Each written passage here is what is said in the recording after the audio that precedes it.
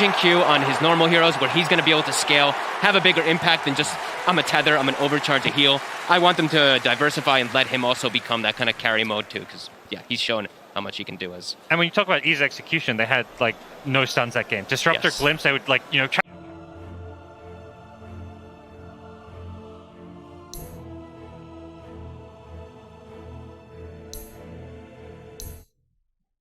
For PSG LGD and what they really have to get.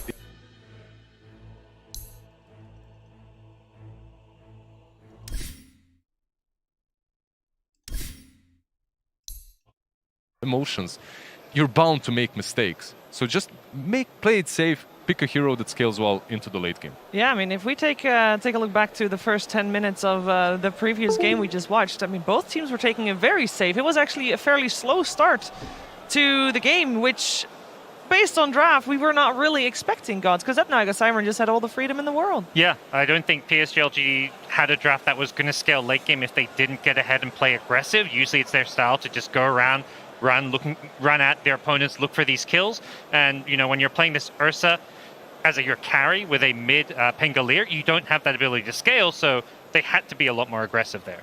They really did. And we know that PSG LGD can recover in a series, so I'm very curious to see what they bring to the table in this game too. Of course, also, this will be something that Silent and Miposhka will have discussed at length, because they know PSG LGD will come up with a new plan as well. So it's, you know, it's one-upping each other constantly in this best of 5. I want to just also quickly remind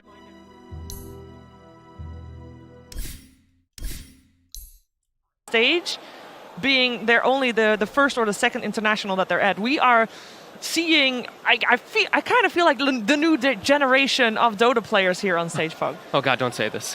What? No, it's time. No, this is true. But then the older people are going to start retiring, and then we got like no, 7 no-tail coming for our jobs. So okay, no. well they are already here, yeah, and you're still late on the It's too panel. late, Too late for that. Too late. Savor the moment. It is truly beautiful. I love when you see these young guns and just having this confidence. I think that's the biggest thing that everybody's just said is confidence. Spirit's just been oozing it. The future of Dota is bright. When you have all these young players coming out of multiple different regions, it really means, you know, the next TIs in years to come are going to have some amazing new talent.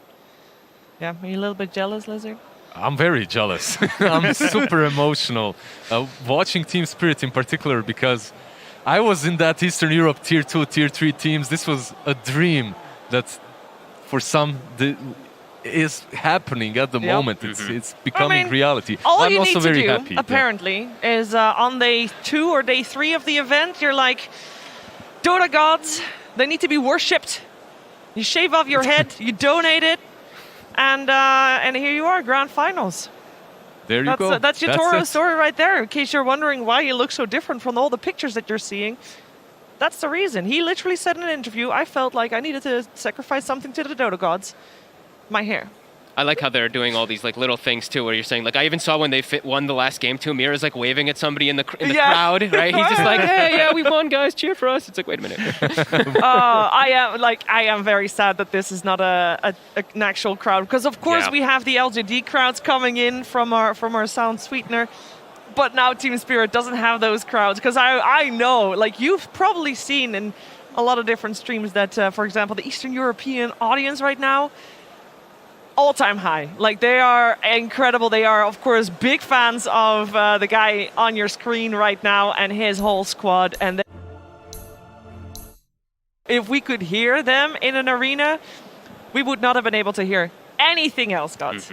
Every crowd loves an underdog too. Like, you know, wherever you are in the world, this Team Spirit team would have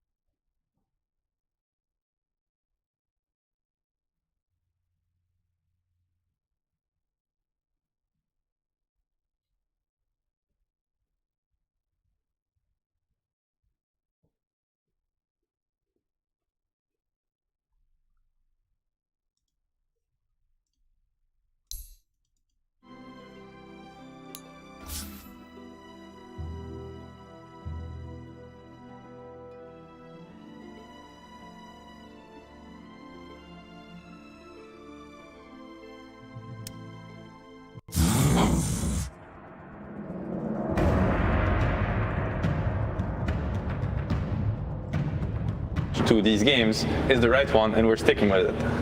Yeah. No, I always love to see it when you have teams that stick with their guns, and you could say that Team Spirit were maybe really happy with how the choices went down, where they might prefer second pick, or they feel like they're able to punish them really hard, or whatever it is. I think LGD always should be left with okay, now we at least know, like, this is what they want, and blah, blah, blah, and this is a best of 5, so this is also them gonna be getting to know each other better. This outcome of this game is gonna be super important for how the rest will shape out. LGD, they might feel something if they're winning, or if they're losing, there's always a chance that they keep going back to the same thing. But then, yeah, like this game, we're going to probably see, I'm predicting Team Spirit going for something new again for Yatoro. I think they're feeling themselves a lot and are drafting a lot also on feeling. You also heard Heen talk about that. They're drafting on feeling. And you also see now LGD decided to switch it up, or kind of go away from what happened last game with like lack of AoE, lack of team fight, and they instantly lock in Alesh with the IO to give the IO that. I want to say that, so Team Spirit, right, they really shook LGD. Like they proved that they can beat them at their own game, and I feel like no team so far in the tournament has done that. And I was kind of sad as a Dota enthusiast, is like, come on, like if you're going to lift the Aegis, somebody has to, make you kind of work for it. And Team Spirit did that, and it's awesome. And now we're gonna see, can LGD show us, the level 2, the level 3, and then it's gonna bring even better Dota. What I really love about what Team Spirit did, they had the same opener open to them. They could have ET tied again. Yep. And they respect LGD. They respect them so much that they expect them to be ready to punish them for the same draft. So they know, like, you know what? We're not giving you what you think we're gonna do. You're gonna have to think on the spot. We don't want you to come to this draft with, XIO8, 1 hour of preparation on how to do even better. You have to think on the spot. Bane Magnus. It's a beautiful approach. It's mind games between the drafters, and props to Miposhka and Silent for pulling this one out. Yeah, I think it's amazing. This is like a big mental game. It's always been, it always will be, but it starts here. It starts with the draft, and again, so many statements are being made between the draft, between the two teams on, like, this is what we believe in, this is what we're going to do to you now, and we're trying to throw you off guard. And yeah, a lot being said. I do want to say that there's something very interesting in my opinion, is like last game, LGD, when they played the Swiss, they're very much looking at connecting early with nothing to say. And connecting to a Pangolier that doesn't have the best matchup, it's hard. Pango doesn't really have a way to take over the game. Leshrac, Wisp, that is scary.